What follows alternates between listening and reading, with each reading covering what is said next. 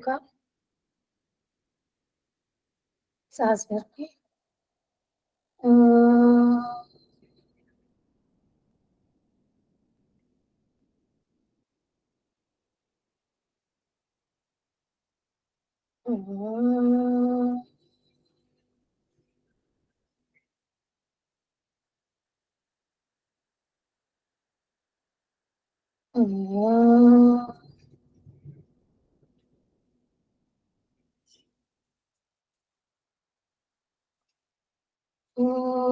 भूर्भुवः स्वः तत्सवितुर्वरेण्यं भर्गो देवस्य धीमहि धियो यो न प्रचोदयात्।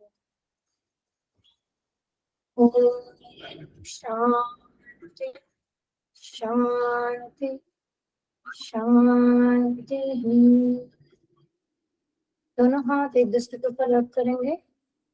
दोनों हाथ आंखों और चेहरे के ऊपर से घुमा कर लेंगे। इसके बाद धीरे से आंखें खोलेंगे।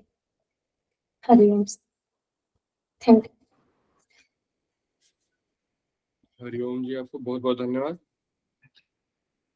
चलिए शुरू करते हैं आज का सेशन।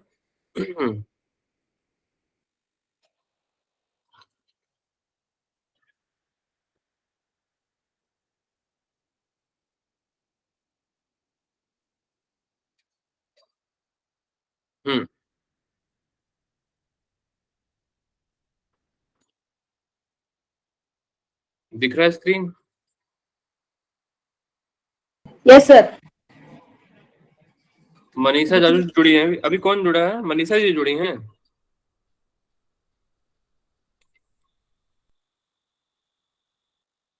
मनीषा जी ने ज्वाइन किया अभी? हाँ सर, सॉरी आज लेट हो गई थी सर, मैं सॉरी। कोई दिक्कत नहीं, कोई दिक्कत नहीं। क्लास चालू कर रहा हूँ अभी। क्या करना है आपको आपके बैचमेट सारे बता देंगे। कल समाधि पाद हम पूरा याद करके आएंगे। क्लास में पूरे सूत्र याद करके आएंगे। मैं किसी से कुछ भी पूछूंगा समाधि पाद का, 1 से लेके 51 तक पूछूंगा। ठीक है? हाँ सर। आपको तो याद है? मुझे जहां तक याद है। हाँ सर, मुझे पूरी याद है। हाँ, सीधा सीधा रूल है, याद करके आना है, अदरवाइज नहीं आना है। क्योंकि अब समाधि पाठ खत्म होने वाली है। मैंने कहा था 5-5 करते जाइए, लास्ट में फिर पूरा समाधि पाठ याद होना चाहिए। अब देखिए समाधि पाठ खत्म होने वाला है। अब आपसे पूछा जाएगा समाधि पाठ पूरा। अभी देखिए हम लास्ट टाइम जो पढ़े थे, परमाणु परम महत्वांतो वशीकारः, ये 40 नंबर का सूत्र था। इसमें जो साधक होता है उसको वशीकार प्राप्त हो जाता है, परमाणु से लेकर महत तत्व तक के ग्राह्य पदार्थों में अपना वशीकार करने का। इस प्रकार वो कहीं पे भी समाधि कर सकता है, किसी भी सूक्ष्म या स्थूल पदार्थ को अपना ध्येय बनाकर। तो इससे क्या होती है? समापत्ति की स्थिति उत्पन्न होती है। जैसे क्षीण वृत्तेर अभिजात सेव से बताया गया था। इस समापत्ति की परिभाषा सभी याद रखिएगा। इसमें बाह्य वृत्तियां क्षीण हो जाती हैं, चित्त स्फटिक मणि की भांति क्रिस्टल क्लियर हो जाता है। जो जिस भी चीज को वो देखता है उसका तदाकार होने लगता है। तदाकार होने लगता है मतलब उस ईश्वर तत्व को प्राप्त करने के लिए जितनी भी वस्तुएं आती, जितने भी ग्राह्य पदार्थ, जितने भी ग्राह्य आते हैं उसके पास, उनका तदाकार होने लगता है उस साधक को। चित्त की अत्यंत निर्मल अवस्था है ये। फिर आगे हम बढ़े थे, ग्रहिता ग्रहण ग्राहुषु क्या होता है इसको हमने जाना था, पहले ही चर्चा हो चुकी है इन पे। सवितर्क समाधि समापत्ति, निर्वितर्क समापत्ति, इसी प्रकार सविचार और निर्विचार हमने जाना था, है ना। निर्वितर्क भी जान लिया था कि निर्वितर्क क्या होता है। फिर निर्विचार, इतैव सविचारा निर्विचार सूक्ष्म विषया व्याख्याता। यहाँ पे सविचार और निर्विचार को पूरा प्रोसेस न बताकर बोला इसी प्रकार सविचारा और निर्विचारा को कैसे करना है, सूक्ष्म विषयों को अपना ध्येय बनाकर। सेम प्रोसेस, केवल ऑब्जेक्टिव चेंज होंगे। महर्षि पतंजलि ने आपको बताया 44 में। अब 44 से ही सूक्ष्म विषय से हमें याद आता था कि सूक्ष्म विषय क्या होंगे, तो 45 में निश्चित ही सूक्ष्म विषयत्म चालिंग पर्यवसानम होगा।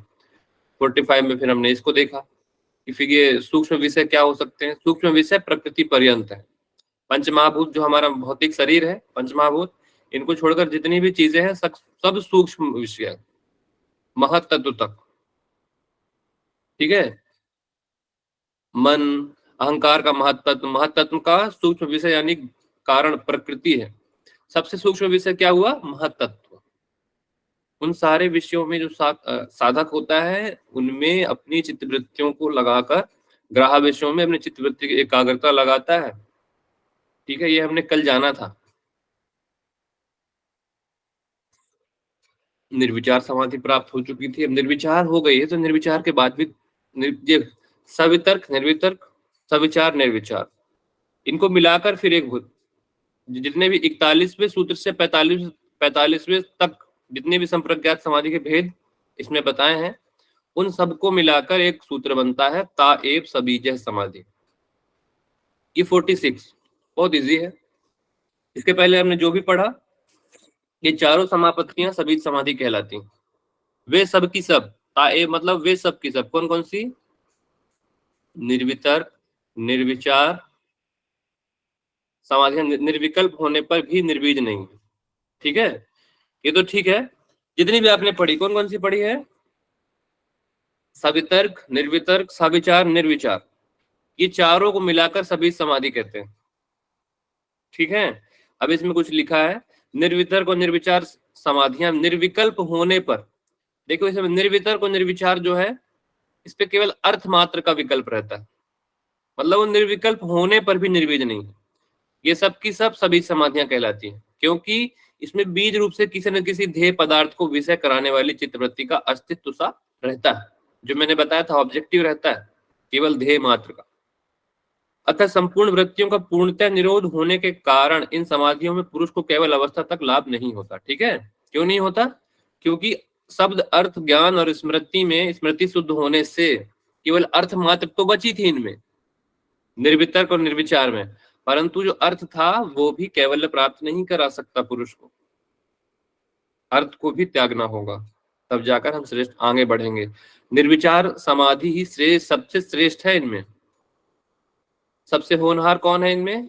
सवितर्क, निर्वितर्क, सविचार, निर्विचार में निर्विचार, ये निर्विचार सबसे होनहार, मतलब इसमें ही पहुंचना है। जब इस निर्विचार में आप पहुंच जाते हो, ठीक है, इन चारों में सबसे श्रेष्ठ है निर्विचार, और ये सबसे अंतिम अवस्था होगी संप्रज्ञात की, समापत्ति की। ठीक है, अब इस निर्विचार में बताया कि इसके कुछ फल है। यदि आप निर्विचार सिद्ध कर लेते हैं, निर्विचार का सिद्धि होने के बाद इसमें बताया यह प्रतिपादन करने के लिए इसमें विशेष अवस्था का फल सहित वर्णन किया है। स्टेप बाय स्टेप आगे बढ़ते जा रहे हैं। अब निर्विचार भी आपको प्राप्त हो चुकी है। निर्विचार के बाद क्या होगा? निर्विचार के बाद अध्यात्म प्रसाद की प्राप्ति होती है। किसकी? अध्यात्म प्रसाद। अध्यात्म प्रसाद क्या होता है? इसे प्रज्ञा प्रसाद भी बोलते हैं। अध्यात्म प्रसाद को प्रज्ञा प्रसाद भी बोलते हैं। निर्विचार वैशारद्य अध्यात्म प्रसाद। इसमें बोला निर्विचार की वैसारद्य, प्रवीणता, निर्मल होने पर अध्यात्म अर्थात प्रज्ञा की निर्मलता होती है।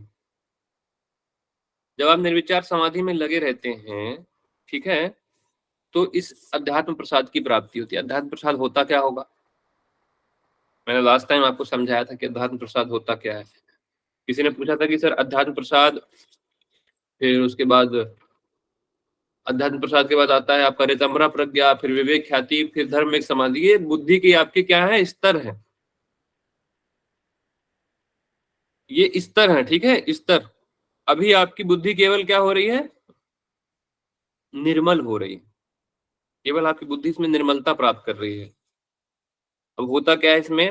निर्विचार समाधि के अभ्यास से जब योगी के चित्त की स्थिति सर्वथा परिपक्व हो जाती है, उसकी स्थिति समाधि स्थिति में किसी प्रकार का किंचन भी दोष नहीं रहता।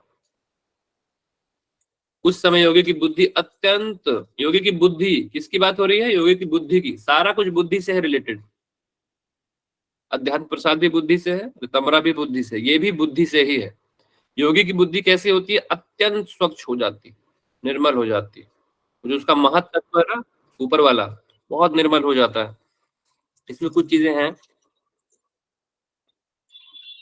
मतलब वो जो बुद्धि होगी साधक की, अत्यंत प्रसन्न होकर, निर्मल होकर जिस स्थिति में प्रवाहित होगी, वही अध्यात्म प्रसाद कहलाएगी।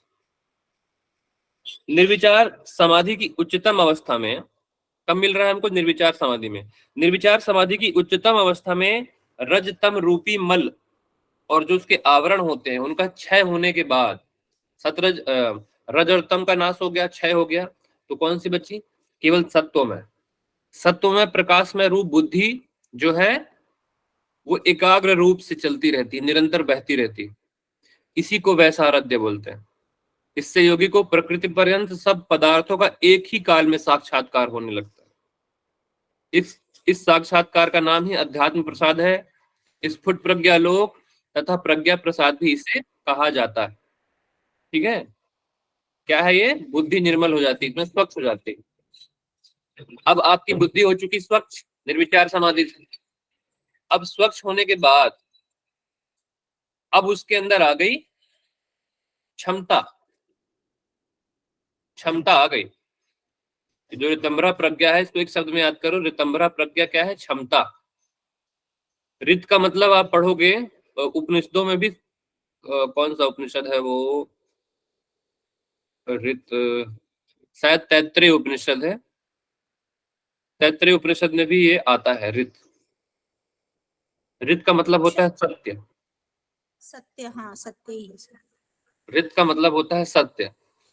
परंतु यहाँ पे सत्य और ऋत में थोड़ा सा आपको अंतर समझाता हूं मैं। ऋतंभरा तत्र प्रज्ञा, सच्चाई को धारण करने वाली, मतलब कैपेसिटी आ गई आपकी बुद्धि में, उस बुद्धि में जो निर्मल हो चुकी थी। सच्चाई को धारण करने वाली अविद्या से रहित उस अध्यात्म प्रसाद के लाभ होने पर यह बुद्धि आपको प्राप्त होती है। इसको हम ऋतंभरा तत्र प्रज्ञा कहते हैं। क्या लिखा है इसमें? उस अवस्था में योगी की बुद्धि वस्तु के सत्य अर्थात असली स्वरूप को ग्रहण करने वाली होती है। उसमें संशय और भ्रम का लेस भी नहीं रहता। ठीक है, क्या क्षमता आ गई उसके अंदर? सत्य स्वरूप को ग्रहण करने की। ठीक है, सत्य स्वरूप को ग्रहण करने वाली उसके भीतर क्षमता आ चुकी है। उसमें संशय और भ्रम का लेस नहीं है। अब इसमें कुछ चीजें हैं। निर्विचार समाधि की विशारदता से जन्य अध्यात्म प्रसाद के होने पर, जो अध्यात्म प्रसाद अभी हुआ उसके बाद बता रहे हैं, जो समाहित चित्त की योगी की जो चित्त स्थिति उत्पन्न हो रही है उसको प्रज्ञा बोले। उस प्रज्ञा को ऋतंभरा प्रज्ञा के नाम से हम जानते हैं। अब इस ऋतंभरा में रित धन भरा। रित क्या है? सत्य।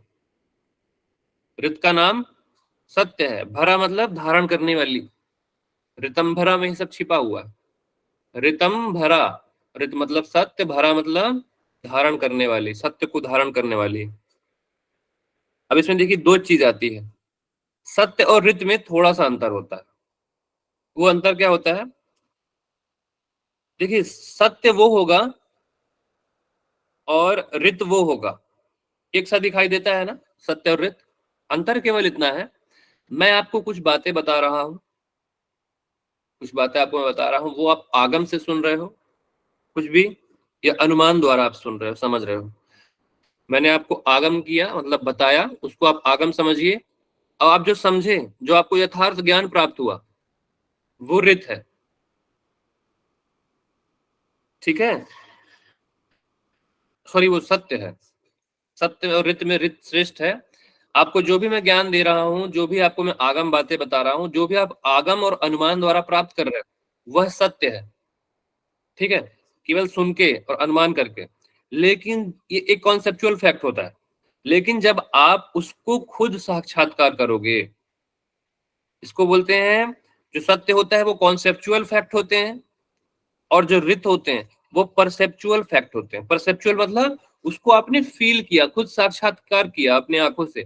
मतलब तीन चीजें जो होती हैं, प्रत्यक्ष, अनुमान और आगम, इन तीनों में सर्वश्रेष्ठ जो होती है प्रत्यक्ष होती है। परंतु जो ऋत है वो प्रत्यक्ष से भी ऊपर, मतलब परम प्रत्यक्ष। इसको आप मतलब देखिए, नॉर्मली हम देख रहे हैं, हमारी आंखें केवल जो दिख रहा है वो सामान्य देख पाती हैं प्रत्यक्ष रूप से।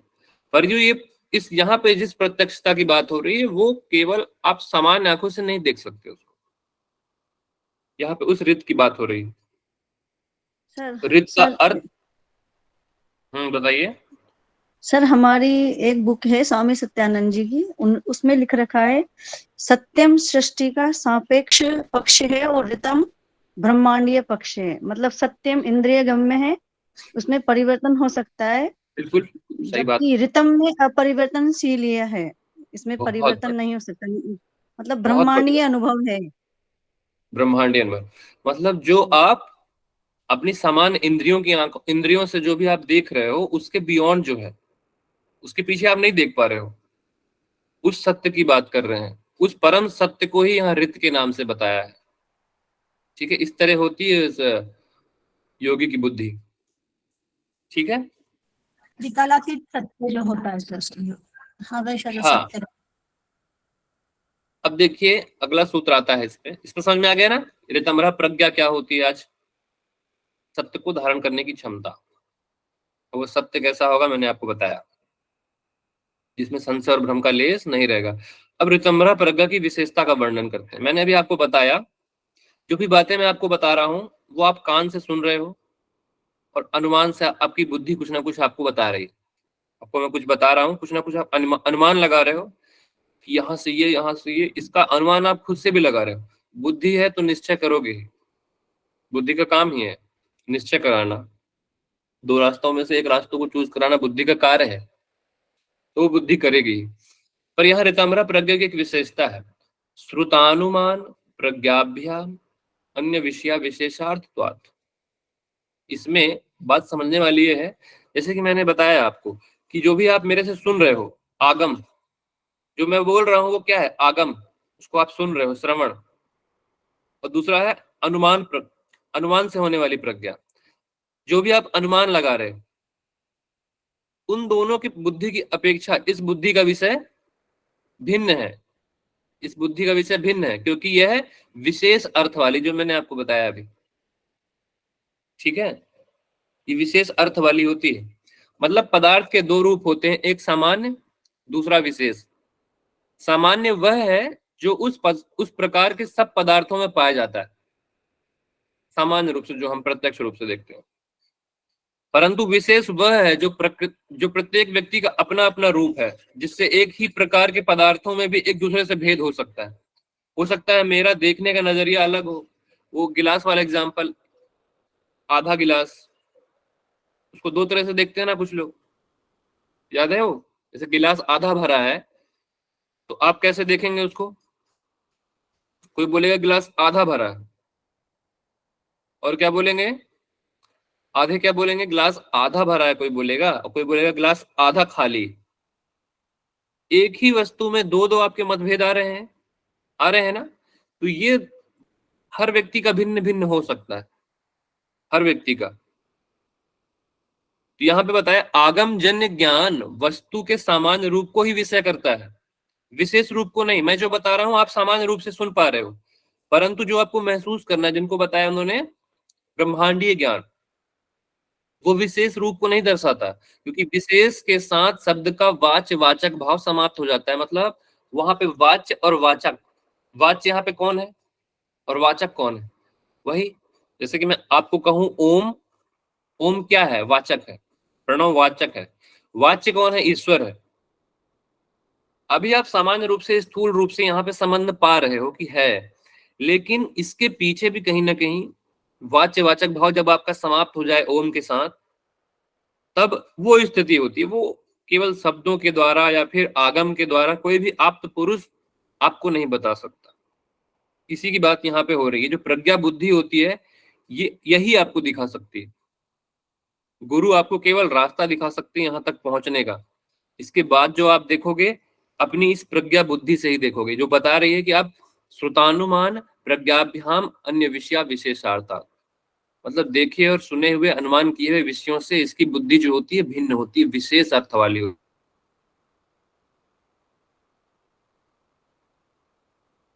है। आया समझ? सामान्य रूप से समझ में आ गया होगा। जैसे कि यहाँ पे और चीजें लिखी, एक बार इसको पढ़ देता हूँ। वेद शास्त्र आदि पुरुषों के वचनों से वस्तु का सामान्य ज्ञान होता है, पूर्ण ज्ञान नहीं होता। ये चीजें वही वही लिखी हुई है जो मैं आपको बता रहा हूँ। इसी प्रकार अनुमान से ही साधारण ज्ञान ही होता है। अनुमान और आगम की ही बात हो रही है। बहुत से सूक्ष्म पदार्थों में तो अनुमान की भी पहुंच नहीं है, मतलब आप अनुमान और आगम में भी नहीं पहुंच पा रहे हो। मैं आपसे कहता हूं कि ये महतत्व, सूक्ष्म तत्व, तन्मात्राएं, पृथ्वी की तन्मात्रा, गंध, आपका अनुमान इन सब चीजों तक भी आपका अनुमान नहीं पहुंच पा रहा है, तो सोचो कि उस परम तत्व तक आपका अनुमान कैसे पहुंचेगा। आप केवल उस जरिए को, जिसको बोलते हैं केवल निमित्त कारणों को भी मैं आपको कहता हूं कि अनुमान करो कि आप बैठे हो, आप इसमें ध्यान कर रहे हो, ये आपकी तन्मात्रा, आप वो अनुमान भी नहीं कर पा रहे हो। अनुमान की भी आपकी एक सीमा है, उसमें भी आप उसको नहीं प्राप्त कर पा रहे हो, तो फिर तो जो प्रज्ञा बुद्धि उसकी तो बात ही छोड़ो। इसीलिए बोला है यहाँ पे, अतः वेद शास्त्रों में किसी वस्तु के स्वरूप का वर्णन सुनने से जो तद विषयक निश्चय होता है वह श्रुत बुद्धि है। कौन सी बुद्धि है? श्रुत बुद्धि। इसी प्रकार अनुमान प्रमाण से जो वस्तु के स्वरूप का निश्चय होता है वह अनुमान बुद्धि है। इससे प्रश्न बन सकता है एग्जाम की दृष्टि से, जो वेदों से हम ज्ञान लेते हैं उससे जो बुद्धि प्राप्त होती है वह श्रुत बुद्धि कहलाती है, और जो अनुमान प्रमाण जो प्राप्त होता है, जो अनुमान से जो बुद्धि प्राप्त होती है वो अनुमान बुद्धि कहलाती है। परंतु जो ऋतंभरा होती है इन दोनों प्रकार की बुद्धियों से श्रेष्ठ होती है। इसके अंग प्रत्यंग सहित इसका संपूर्ण ज्ञान ये नहीं दे सकती आपको। ये दोनों बुद्धि, अनुमान और श्रुत बुद्धि, किंतु ऋतंभरा प्रज्ञा से वस्तु के स्वरूप का यथार्थ और पूर्ण ज्ञान आपको हो जाता है। इस प्रकार अतः यह उक्त दोनों प्रकार की बुद्धियों से भिन्न और अत्यंत श्रेष्ठ, सामान्य बुद्धि से भी श्रेष्ठ। आप सामान्य बुद्धि में भी नहीं आते हो, ठीक है? श्रुत बुद्धि और अनुमान बुद्धि में भी हम नहीं। आप ऋतंभरा बुद्धि की बात करते हैं, आप श्रुत बुद्धि में भी नहीं है, अनुमान बुद्धि में भी नहीं। तो पहला तो हमारा काम होना चाहिए कि हम श्रुत बुद्धि और अनुमान बुद्धि तक तो अपनी बुद्धि का इमेजिनेशन जो लेवल है आपका वो तो बढ़ा ले। ऋतंभरा बुद्धि तो बाद में आएगी जब हम ध्यान के लिए बैठेंगे। ये सारा कुछ ध्यान में प्राप्त होता है, ठीक है? ध्यान तो हम कर ही सकते हैं। अब ऋतंभरा प्रज्ञा का एक और भी महत्व आपको बताते हैं कि ऋतंभरा प्रज्ञा करती क्या है। अब ऋतंभरा प्रज्ञा से उत्पन्न भी संस्कार होंगे, है ना? ऋतंभरा प्रज्ञा इतनी विशेष अर्थ वाली है, इसके भी कुछ संस्कार होंगे, हर चीज का संस्कार छपता है। इस ऋतंभरा प्रज्ञा का और भी महत्व आपको बताया जाता है यहाँ पे। तज्जह संस्कारो अन्य संस्कार प्रतिबंधी, तज्जह संस्कारो अन्य संस्कार प्रतिबंधी। तज्जह अर्थात, तज्जह अर्थात होता है उससे उत्पन्न होने वाले, उससे अर्थात किससे? एग्जाम में प्रश्न आ सकता है, तज्जह संस्कारो अन्य संस्कार प्रतिबंधी में तज्जह से तात्पर्य क्या है? ऋतंभरा से उत्पन्न होने वाले। ऋतंभरा प्रज्ञा से, ठीक है? इस ऋतंभरा प्रज्ञा से उत्पन्न होने वाले, उससे उत्पन्न मतलब ऋतंभरा प्रज्ञा से उत्पन्न होने वाले संस्कार दूसरे संस्कारों का बाध करने वाले होते हैं। अब इसको समझने वाली बात यह है, आपको मैंने एक दिन बताया था व्युत्थान संस्कार, समाधि प्रारंभ और निरोध संस्कार। क्या बताया था बताओ जल्दी? लिखवाया था पेन कॉपी लेकर कि लिख लो। निरोध संस्कार, समाधि प्रारंभ और व्युत्थान संस्कार। किसने लिखा था? कोई नहीं लिखा था क्या? सर इसमें आपने ये बताया था व्युत्थान संस्कार समाधि मतलब जो प्रारंभ होती है उससे व्युत्थान संस्कार समाप्त होते हैं, और समाधि संस्कार एकाग्रता संस्कार से समाप्त होते हैं, और निरोध संस्कार एकाग्रता से समाप्त होते हैं। लेकिन निरोध संस्कार बच जाते हैं क्योंकि वो एकाग्रता संस्कार को तो समाप्त कर देते हैं लेकिन खुद के संस्कार उसमें शेष रह जाते हैं। हाँ, पर जब निरोध संस्कार भी एकाग्रता के संस्कार को खत्म करते हुए जब स्वयं समाप्त हो जाते हैं तब क्या होता है? वो निरुद्धावस्था कहलाती है। वो निरुद्धावस्था है, अभी आप वहां नहीं पहुंचे हो। इसमें यही चीजें बताई जा रही हैं। तज्जह संस्कार, ऋतंभरा प्रज्ञा के जो संस्कार होते हैं, इसमें समझना यही चीज को है आपको, समाधि से पूर्व चित्त केवल व्युत्थान के संस्कारों से ही संस्कृत होता है। अभी आपकी समाधि नहीं लगी तो आपको केवल व्युत्थान के संस्कार दिखाई दे रहे हैं, जो प्रेजेंट में कर रहे हो, ठीक है? जो पास्ट में किया है वो सारे के सारे सतरज स्तंभ के जो डिसबैलेंस है, जितने भी संस्कार आपने अभी तक अपने चित्त में जमा कर रखे हैं, वो सारा का सारा व्युत्थान का संस्कार है, सारा का सारा। फिर जब समाधि की अवस्था में जो अनुभव होता है, समाधि करके तो आपने अपने व्युत्थान के संस्कारों का क्षय कर लिया, उनको समाप्त कर लिया, लेकिन कुछ अनुभव तो समाधि की अवस्था में भी होते हैं, उनके भी संस्कार पड़ते हैं। ये संस्कार जो होते हैं व्युत्थान के संस्कार से भी अति बलवान श्रेष्ठ होते हैं। इसको समाधि प्रज्ञा व्युत्थान की प्रज्ञा से अत्यधिक निर्मल होना बताया जाता है। समझ में आई बात? तो अब समझ में वाली बात यह है कि इनके संस्कार कैसे जाएंगे। तो यहाँ ये समझ लो, जो ऋतंभरा प्रज्ञा के संस्कार होते हैं, ऋतंभरा प्रज्ञा के जो संस्कार होते हैं वो आपके व्युत्थान के संस्कारों का नाश करते हैं। ठीक है, इससे उत्पन्न होने वाला जो संस्कार होता है ऋतंभरा प्रज्ञा वाला संस्कार, ये आपके व्युत्थान के संस्कारों को समाप्त करते हैं। लिखा है ना, दूसरे संस्कारों का बात कराने वाला होता है। मतलब जो व्युत्थान के संस्कार हैं आपके, आप समाधि में ही हो, मतलब जो ऋतंभरा के संस्कार बनते जा रहे हैं और जो जैसे बनते जा रहे हैं तो आपके व्युत्थान के संस्कार समाप्त होते जा रहे हैं। ठीक है, ये क्रम चलता जाएगा चलता जाएगा चलता जाएगा। फिर जब आप आगे बढ़ेंगे, इसके बाद फिर एक कहानी आएगी, इसमें जो लिखा है वो एक बार पढ़ लो, फिर समझाता हूं। मनुष्य जिस किसी भी वस्तु का अनुभव करता है, जो कुछ भी क्रिया करता है, उन सबके संस्कार अंतःकरण में इकट्ठे होते रहते हैं। इन्हीं को योग शास्त्र में कर्माशय नाम से बताया गया है। ये ही मनुष्य को संसार चक्र में भटकाने वाले होते हैं। साधारण सी बात है, सबको पता है। इनके नाश से ही मनुष्य मुक्ति लाभ प्राप्त कर सकता है। इनके नाश से, इन कर्माशय में जो संस्कार आपके जम रहे हैं, कर्माशय तो नहीं जाएंगे, संस्कार जो उसमें जम रहे हैं वो समाप्त हो जाएंगे, है ना, समझ रहे हो। अतः उक्त बुद्धि का महत्व प्रकट करते हुए, उक्त बुद्धि का महत्व प्रकट करते हुए सूत्रकार कहते हैं कि इस बुद्धि के प्रकट होने पर जब मनुष्य को प्रकृति के यथार्थ रूप का भान हो जाता है, यथार्थ रूप का भान कराती है ऋतंभरा प्रज्ञा, यथार्थ रूप का जब भान हो जाता है, तब उस प्रकृति में और उसके कार्यों में स्वभाव से ही वैराग्य हो जाता है। ये संस्कार कैसे समाप्त होते हैं, समझ रहे हो। उसके पीछे यहाँ पे लॉजिक आपको समझा दिया है, क्योंकि यहाँ अभ्यास और वैराग्य से आपको वैराग्य हो गया। वैराग्य हो गए तो संस्कार बनेंगे क्या? अभ्यास वैराग्य में ही कहानी चलती है। यहाँ जब आपको पता हो गया है, वैराग्य क्यों कहा अभ्यास वैराग्य, जब प्रकृति और उसके कार्यों में आप जान रहे हो कि ये चीज जो चल रही है वास्तविक सत्य नहीं है, आपकी आंखों के सामने हो रही है, मतलब मैं इस चीज को देख रहा हूं, किसी भी ऑब्जेक्ट को मैं देख रहा हूं, तो जरूरी है मैं देख रहा हूं, मैं देखने के बाद भी नहीं देख सकता। ऐसे एग्जाम्पल से आप समझिए, आप उस प्रकृति के कार्यों को देख तो रहे हो, परंतु आपका उसमें राग नहीं है, वैराग्य है।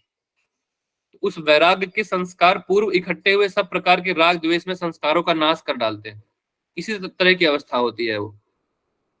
मतलब जो संस्कार बने हैं आपके पुराने संस्कारों को समाप्त कर देंगे। समाधि के संस्कार आपके व्युत्थान के संस्कारों को समाप्त कर देंगे। इससे होगा क्या, धीरे धीरे योगी क्या होगा, शीघ्र ही मुक्तावस्था की समीप पहुंच जाता है। जैसा कि मैंने आपको समझाया था कि जो निरोध के संस्कार होते हैं वो एकाग्रता के संस्कारों को समाप्त करते हैं, ये वही अवस्था है।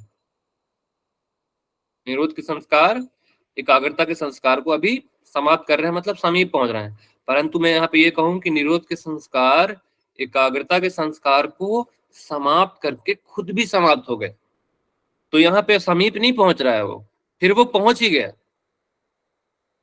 फिर वो पहुंच ही गया वहां पे। अपने मनोमय कोश को जागृत करो थोड़ा सा और इन बातों को समझने का प्रयास करो। इन चीजों को समझने में बहुत समय लग जाता है, लेकिन मैं आपको बहुत शॉर्ट सिंपल तरीके से समझा रहा हूँ। बहुत सिंपल कॉन्सेप्ट है, मैंने बहुत जटिल कॉन्सेप्ट आपके लिए नहीं बनाया, ठीक है। सारा चीज बुद्धि से ही चल रहा है।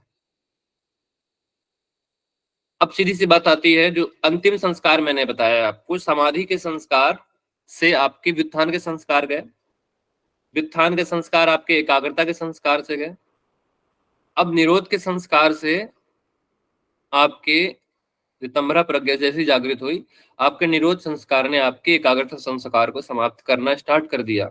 मतलब जो आपके संस्कार बन रहे हैं उनको समाप्त करना स्टार्ट कर दिया, लेकिन अभी निरोध के संस्कार बचे हुए हैं। निरोध के संस्कार अभी बचे हुए हैं। तो अगले सूत्र में उसी को समझाएंगे आपको। तस्यापि निरोधे, तस्यापि निरोधे सर्व निरोधान निर्बीजः समाधि। मतलब उस निरोध के संस्कार से जो संस्कार बन रहे हैं, उसी को यहाँ पे ऋतंभरा संस्कार के नाम से आपको समझाया है। जब उस ऋतंभरा के संस्कार जो आपके बन रहे हैं, उसका भी जब आप निरोध कर दोगे, उसका भी मतलब उस ऋतंभरा के जो संस्कार आपके बने, ऋतंभरा जनित संस्कारों के प्रभाव से अन्य प्रकार के संस्कारों का जब अभाव हो जाता है, उसके बाद उस ऋतंभरा प्रज्ञा से उत्पन्न संस्कारों की भी आसक्ति न रहने के कारण उनका भी निरोध हो जाता है। उनका निरोध होते ही समस्त संस्कारों का निरोध अपने आप हो जाता है। उस संस्कार के बीच का सर्वथा नाश हो जाने के बाद निर्बीज समाधि उत्पन्न होती है। इसी को केवल अवस्था भी कहते हैं। आया समझ? कितना सिंपल सा है, कितना सरल से समझा दिया मैं आपको। वही एकाग्रता संस्कार, व्युत्थान संस्कार, समाधि संस्कार और निरोध संस्कार, इस सारा कुछ इन्हीं चारों चीजों में चल रहा है। जो इन चीजों को समझ लिया वो इसको हमेशा कॉन्सेप्चुअल रहेगा, इनमें क्लियर होगा। वो कॉन्सेप्चुअल हो जाओ, परसेप्चुअल तो आप अभी होने से रहे। कॉन्सेप्चुअल होना बहुत जरूरी है। समझ रहे हो ना कॉन्सेप्चुअल और परसेप्चुअल क्या होता है?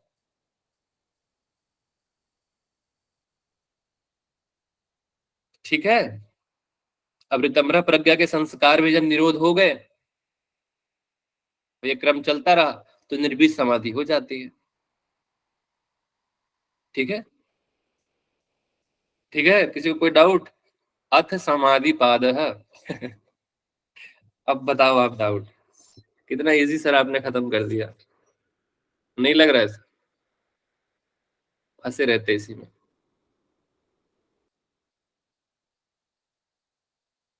सर लास्ट वाला और एक बार समझा दीजिए ना, थोड़ा सा ठीक तरह से सुनाई नहीं आया मुझे। सुनाई ही नहीं आया आपको?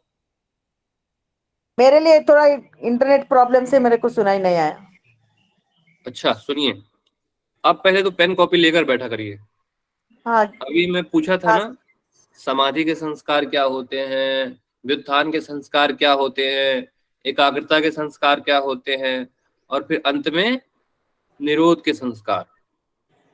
इनको जानना बहुत जरूरी है आपके लिए। सबसे जो नॉर्मल लाइफ में हम जो जी रहे हैं वो व्युत्थान के संस्कार होते हैं। व्युत्थान के संस्कार सामान्य जीवन में क्षिप्त मूड वालों की जो होते हैं, ये व्युत्थान संस्कार वाली अवस्था होती है, क्षिप्त और मूड वाले प्राणियों की। फिर जब क्षिप्त और मूड वाले प्राणी जब समाधि प्रारंभ करते हैं, तो उनके व्युत्थान के संस्कार समाप्त हो जाते हैं। व्युत्थान के संस्कार धीरे धीरे क्षीण होने लगते हैं।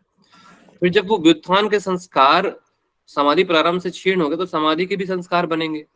वो समाधि के संस्कार एकाग्रता के संस्कार से निरोध होंगे। और फिर ये एकाग्रता के जो संस्कार बन रहे हैं, इनको कैसे नाश करें? वो निरोध के संस्कार जो अभी आपको मैंने बताया, ऋतंभरा प्रज्ञा। ऋतंभरा प्रज्ञा जब जागृत होती है, वो तो निरोध के संस्कार होते हैं। वहां पे निरोध के संस्कार बचे हुए हैं अभी। ऋतंभरा प्रज्ञा जब तक है, निरोध के संस्कार हैं। ठीक है, मतलब वो एकाग्रता के संस्कार को समाप्त कर रहे हैं। परंतु जब तस्यापि निरोधे सर्व निरोधान निर्बीजः समाधि होती है, अर्थात वह निरोध के संस्कार स्वयं तो समाप्त हो ही रहे हैं, साथ ही साथ वो एकाग्रता के संस्कार को साथ लेकर जा रहे हैं, उसके कारण तत्व में लीन कर दे रहे हैं। इसका सिंपल सा कॉन्सेप्चुअल यही है। ठीक है, अभी किसी को इसमें थोड़ा सा भी डाउट हो तो मुझे बताओ। बहुत simple thank you sir. Simple तरीके से मैंने आपको समझाया है, जो सूत्र में लिखा है उसी तरीके से। सर ये लगभग समझ में आ गया मुझे। मुझे नहीं पता था इसके बारे में। व्युत्थान संस्कार मीन्स कि यहाँ पे चित्त की स्थिति क्षिप्त और मूढ़ होती है। समाधि में अगर हम इसे यहाँ से समझे, विक्षिप्त वाली से समझे, और एकाग्रता फिर निरोध अगर हम चित्त की स्थितियों से, चित्त की भूमि से वहां पर इसको हम लेके। देखिए, वो चित्त की भूमियों में मैंने आपको इतना फोकस किया था स्टार्टिंग में। क्यों किया था? क्यों किया था? हम जैसे मार्शल आर्ट में होता है ना कि झाड़ू लगवाते हैं, पानी भरवाते हैं। वो जो मार्शल आर्ट में आपने देखा होगा मूवीज में, कितना मार्शल आर्ट सिखाने के लिए क्या क्या करा रहे हैं। मैंने आपको बस वैसा ही चित्त की भूमि, चित्त, सचित्त, चित्त, इन सब चीजों को अच्छे से इसलिए समझाया था ताकि जब आप यहाँ आओ तो आपको वो कॉन्सेप्ट बिल्कुल क्लियर हो, जैसे कि आज आपको है। मैंने अगर उस समय आपको वो सब चीजें क्लियर नहीं की होती तो शायद आप बोल रहे होते कि सर ये कैसे हो गया। ठीक है। जी सर, इसका सीक्वेंस भी ऐसे समझ में आ गया, क्योंकि क्वेश्चन तो ऑलमोस्ट इन्हीं सब चीजों को सीक्वेंस में लगाने के लिए ही बनता है। हाँ। और इसी तरह से ये वशीकार यतमान, ये सारी चीजों का सीक्वेंस को भी एक बार अलग से क्लियर कर देंगे, बता देंगे। वैसे आपने पढ़ाया है, बहुत अच्छे से क्लियर किया है, लेकिन ये ना एक बार फिर से जब वापस ना जाए नहीं हो पाता है, फिर से लगता है पीछे जाना पड़ेगा। तो उन चीजों को एक बार सीक्वेंस। यतमान, व्यतिरेक, एकेंद्रीय और लास्ट में होता है वशीकार, वो उसका होता है अनुमान का। यतमान, व्यतिरेक, एकेंद्रीय और वशीकार। देखो मैं आपको इसका, वैसे तो मैंने आपको, मुझे जहां तक याद है मैंने एक स्लाइड भेजी हुई है, उसमें सारा कुछ है। Thank you sir. ओके। अभी और किसी को कोई डाउट या फिर मैं पूछूं?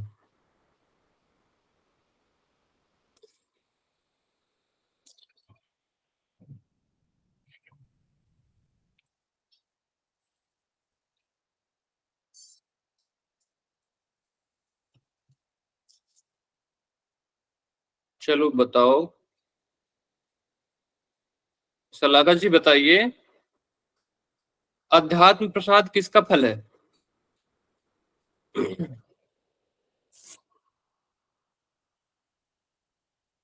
सलाका जी, अध्यात्म प्रसाद किसका फल है? तीव्र विचार समाधि। बहुत बढ़िया सलाका जी, बहुत बढ़िया। सभी क्लैप करिए सलाका जी के लिए।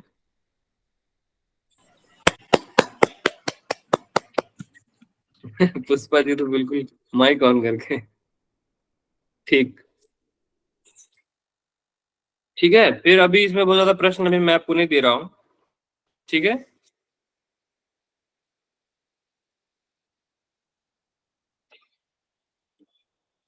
अनुमान बुद्धि क्या होती है साक्षी जी?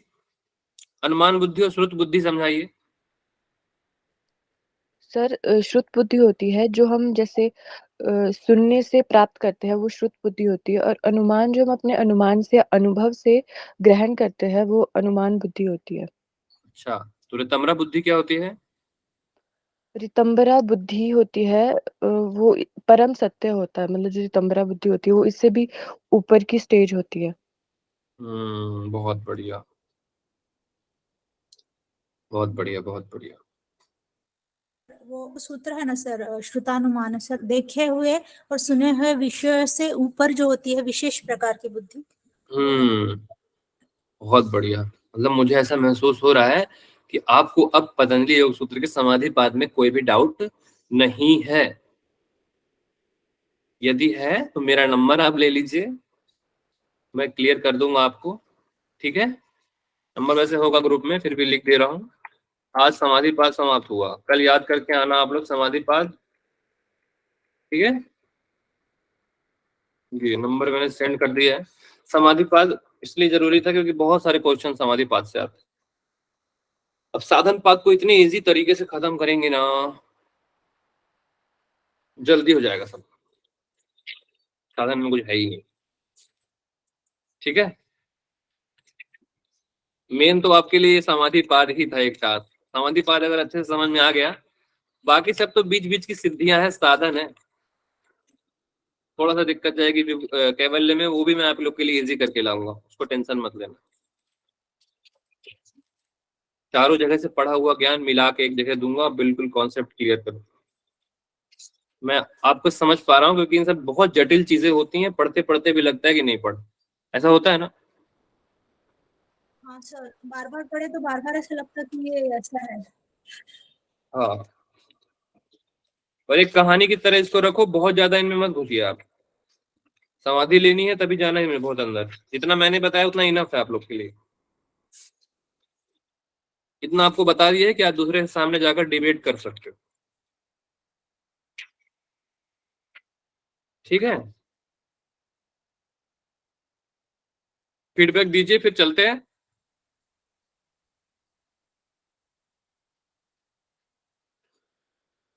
समझ में आई class?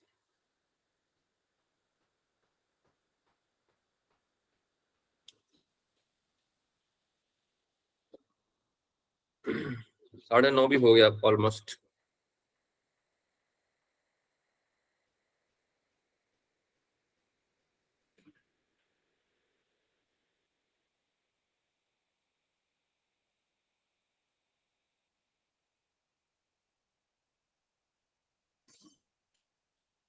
Thank you so much sir, अच्छे से समझ में आया। जी sir, thank you. Thank you Sakshi ji, ध्यान पूर्वक सुनने के लिए। Well explain sir, thank you, very nice explanation. Thank you sir, well explain. Thank you Shalaka ji, Preeti Gupta, thank you. ठीक है, 19 लोगों में केवल 4-5 लोगों ने दिया।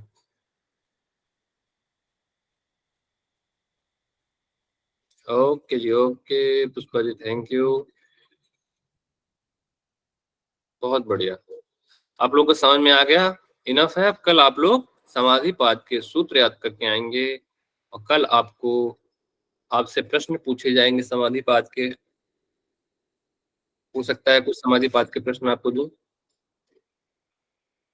विपर्य ज्ञान की गुंजाइश नहीं, जब तक आपकी बुद्धि है संध्या जी, विपर्य होता रहेगा। सर सिर्फ समाधि पाठ के लिए जो आपने पढ़ाया। ठीक है, ठीक है, ठीक है, बहुत अच्छी क्लास रही। थैंक यू, थैंक यू जी, थैंक यू। चलिए ठीक है, फिर क्लास ओवर करते हैं। आप सभी को ओम तत्सत।